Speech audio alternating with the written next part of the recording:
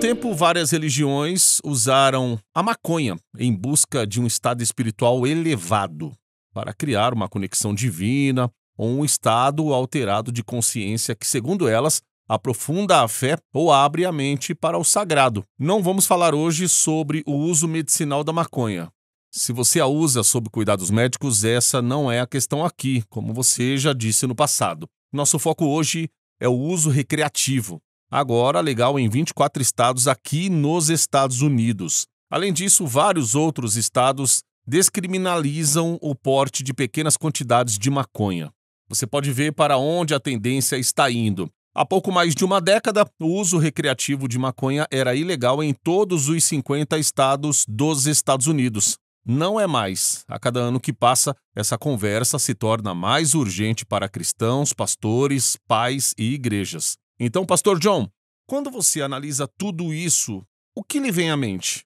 O que eu quero chamar a atenção por meio de exortação e encorajamento, mesmo que possa parecer pessimista para algumas pessoas, é que esse fato, a legalização da maconha, chama atenção para algo que precisamos estar cientes sobre o qual precisamos ajustar nosso pensamento.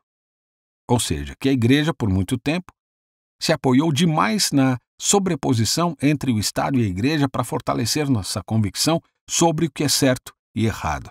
Em outras palavras, se o Estado considerou algo errado ou ilegal, a igreja não precisou se esforçar muito para ensinar raízes profundas para a convicção. Nem qualquer argumentação bíblica aprofundada, nem qualquer inspiração que fortalece a convicção, porque todos simplesmente presumem que o comportamento está fora dos limites.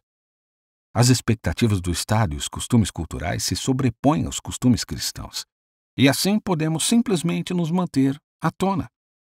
Agora pare e pense na quantidade de comportamentos que antes eram ilegais e não são mais. Vou falar alguns aqui. O divórcio já foi ilegal. O adultério e fornicação eram ilegais. Práticas homossexuais eram ilegais. A indecência era ilegal, de tal forma que o que é considerado aceitável em filmes e praias hoje em dia seria proibido.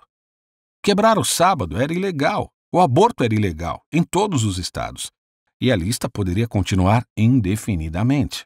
Agora, a questão não é que essas coisas devam ou não devam ser ilegais. A questão é que, por serem ilegais, a igreja não precisava pensar muito, trabalhar muito, ensinar muito profundamente, ou inspirar de forma muito eficaz para incutir convicções, atitudes e comportamentos em nossos jovens, ou novos convertidos. Simplesmente poderíamos presumir que nosso povo não faria essas coisas porque eram tabu e ilegais na cultura. A igreja se apoiava na cultura para seu catecismo, seu ensinamento, sua inspiração, sua convicção. Assim, a igreja presumia tanta sobreposição entre convicções culturais e convicções cristãs que não se ouvia com frequência ensinamentos ou pregações que ensinassem a igreja a ser estrangeira, estranha, esquisita ou difamada.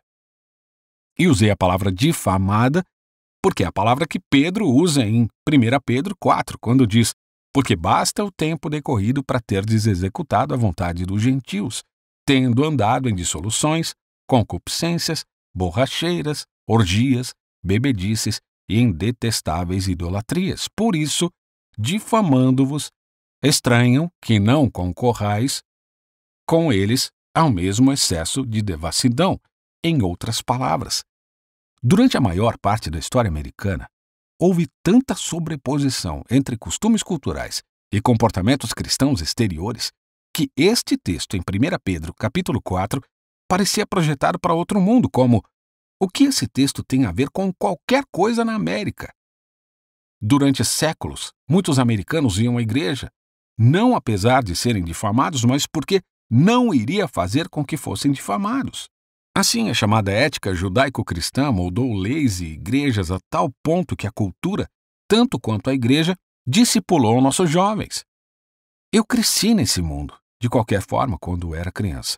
E pouco esforço foi feito para cultivar a mentalidade de que os cristãos não são deste mundo. São peregrinos e exilados. E serão difamados se andarem em sintonia com Jesus. Pouco esforço foi feito para ajudar os cristãos a aprofundarem suas raízes morais em Cristo. Suas raízes morais no Evangelho. A aprofundar suas raízes morais em sua palavra e em seu caminho. de modo que pudéssemos nos posicionar a favor de alguma verdade, atitude ou comportamento, quando ninguém mais estivesse conosco. Essa é uma responsabilidade bíblica, espiritual e parental da Igreja, que tem sido significantemente negligenciada. E essa negligência está agora sendo exposta pela velocidade e flagrância da normalização cultural do pecado. Portanto, a desestigmatização e a legalização de atitudes e comportamentos que estão em desacordo com Cristo pode ser, penso eu, um caminho indireto para algo bom para a Igreja. Não deveríamos ter nos apoiado tanto na cultura para sustentar o que considerávamos certo e errado. O que quero dizer é o seguinte: o foco e a energia moral da Igreja, a grande maioria dos nossos esforços, não devem estar na busca de apoio político, legal e cultural para comportamentos e atitudes que queremos ver em nossas crianças e em nossas igrejas. Esse é um foco equivocado.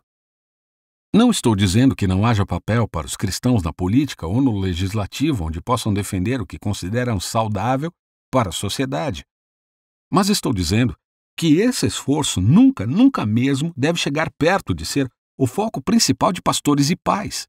O foco principal deve ser fazer o que somente a Bíblia, somente o Evangelho, somente o Espírito Santo, a verdade e Jesus podem fazer para transformar os seres humanos no tipo de pessoa que exalta a Cristo, depende do Espírito e glorifica a Deus, que escolhe livremente não usar drogas, seja cafeína, álcool, cannabis, cocaína, metanfetamina ou heroína, para fugir de um mundo onde Cristo é menos claramente percebido.